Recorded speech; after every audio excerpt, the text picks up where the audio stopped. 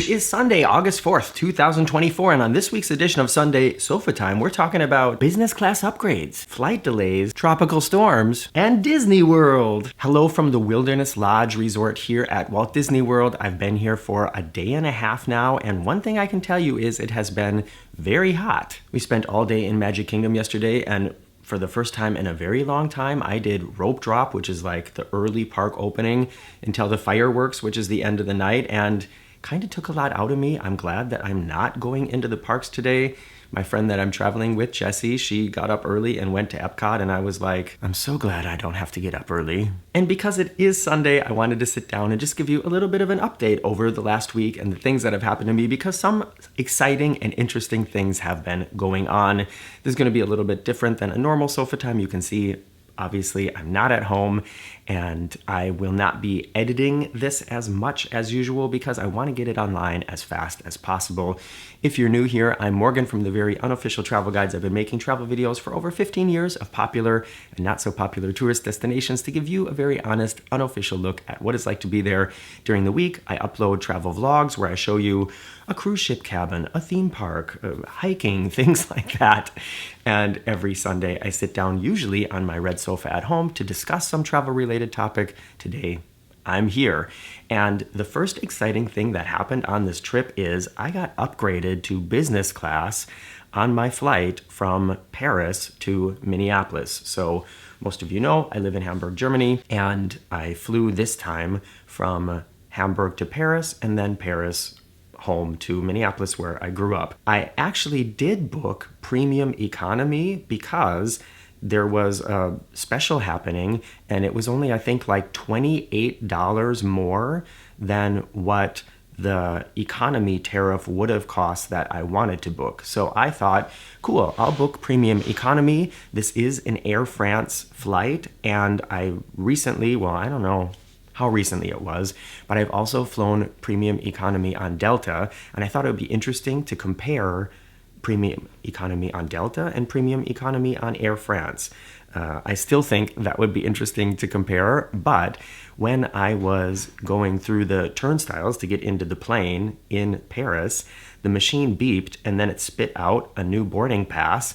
Somebody from the airline came over, grabbed it, looked at it, and said, "Oh, Mr. O'Brien here, this is your new seat." And it was 6E, and I thought, okay, row 6.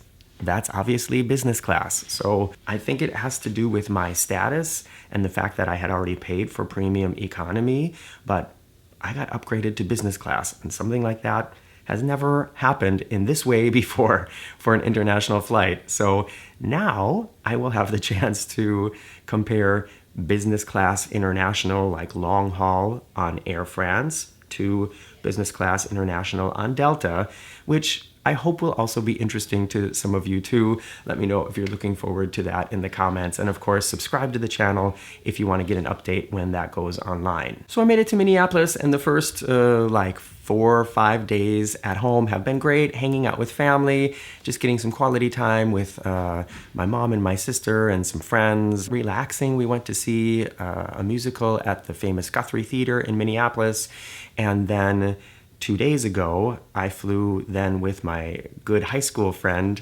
down here to Florida for our first ever Disney vacation together.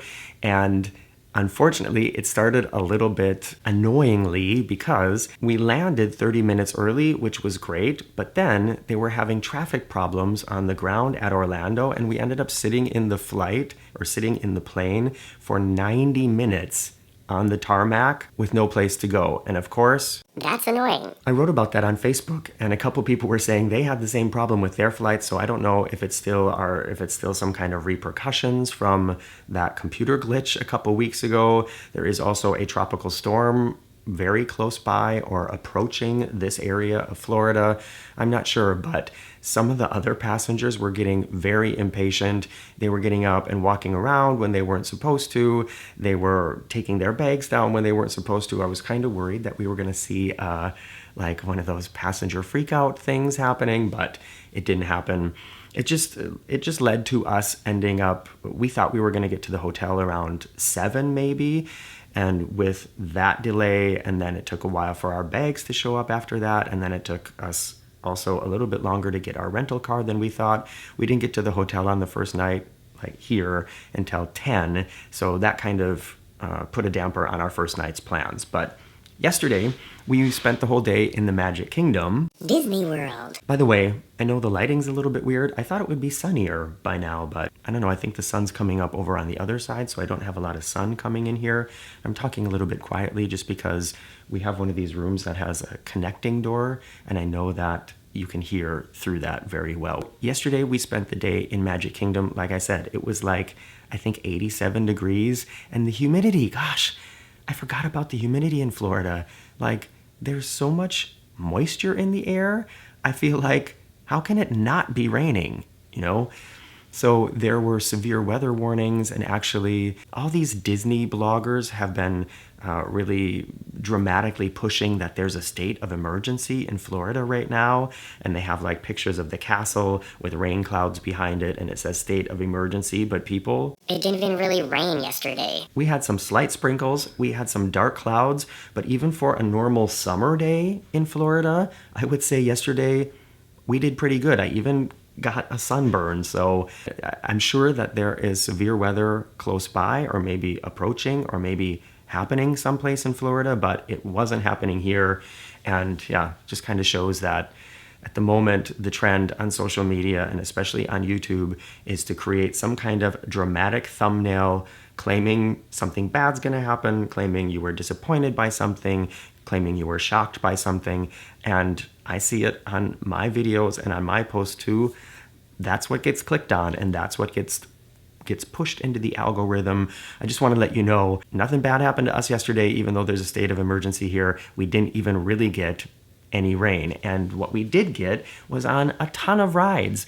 My friend Jessie decided she wanted to try this new multi-pass, which is what the Fast Pass Genie Plus system is called now. So we used that, and we got on so many rides, although it hasn't been really crowded. And the newest attraction right now is Tiana. For those of you who maybe haven't been here in a while or don't really know a lot about Disney World, there's a huge flume ride in Disney World and also in Disneyland. So here at the Magic Kingdom, here in Disney World in Florida, it's at the Magic Kingdom. In Disneyland, it's in Disneyland Park. It used to be called Splash Mountain, and it was based on the Brer Rabbit Song of the South movie. And recently they closed both of them and have been renovating them and retheming them to be fit to the story of Tiana, Princess and the Frog. And it was so cute. It was so good. I did my best to not watch any spoilers, so I didn't know anything that was going to be happening.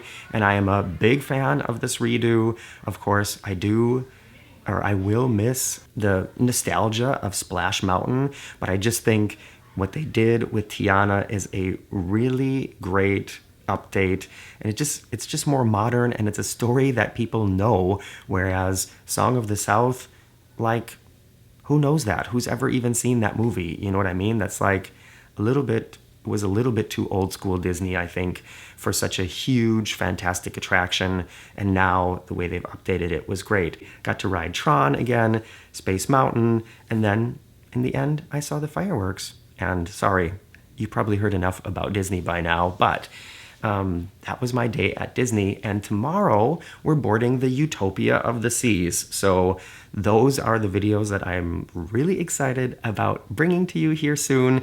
And I think I'm just gonna wrap up here. Like I said, I just wanted to give you an update. There's gonna be a room and resort tour of this beautiful resort coming that really feels like being in the North Woods of the United States, even though we're here in hot and humid Florida. I'm also gonna be taking you with when we drive to Port Canaveral and park our rental car there for the duration of the cruise. And then of course there's going to be tons of videos about Utopia of the Seas, so make sure you're subscribed, check back soon, and let me know if you have any questions down below. I'm Morgan from the Very Unofficial Travel Guides. See you soon.